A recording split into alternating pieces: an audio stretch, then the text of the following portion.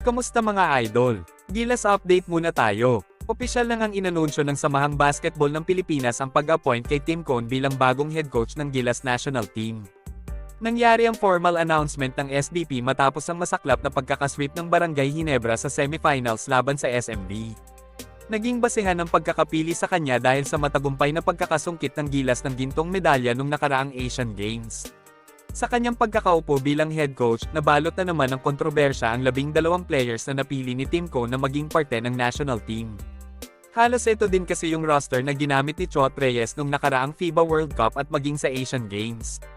Madami kasing mga taga-subaybay ng Gilas Pilipinas ang umaasa na bagong mukha ang makikita nila sa roster, at hindi lang halos puro mga PBA players.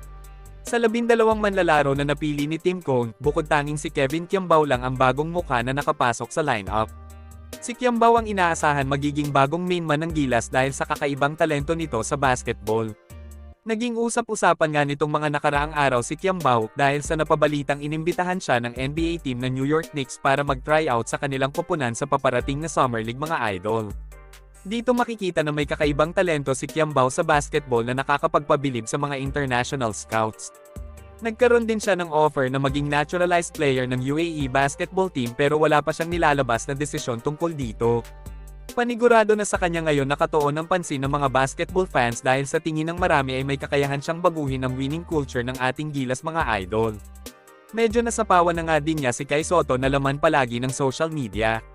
Madami pa din kasi ang naniniwala na si Kai Sotto ang magiging kauna-unahang pure-blooded Pinoy na makakalaro sa NBA, pero hanggang ngayon ay wala pa din siyang napapatunayan.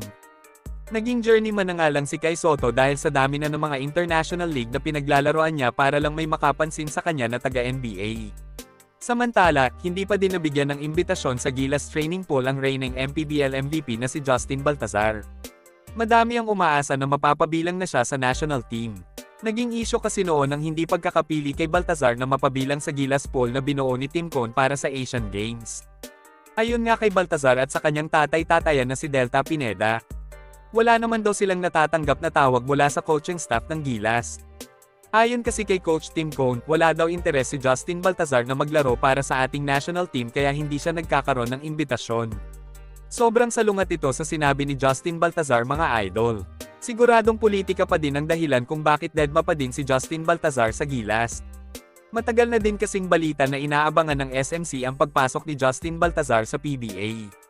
Pero ayon sa source, mukhang hinaharang ito ng kanyang talent manager na si Delta Pineda. Malaki sana ang maitutulong ni Baltazar sa Gilas dahil may mga edad na din ang big man ng ating national team na si Junmar Fajardo. Hanggang dito na lang muna mga idol. Maraming salamat sa panunood. Kita-kits ulit tayo sa videos na aking ipapalabas patungkol sa basketball. Kung bago ka pa lang sa channel ko, please consider to subscribe at huwag kalimutan pindutin ang like at notification bell button para updated ka sa videos na aking ipapalabas. Salamat mga idol!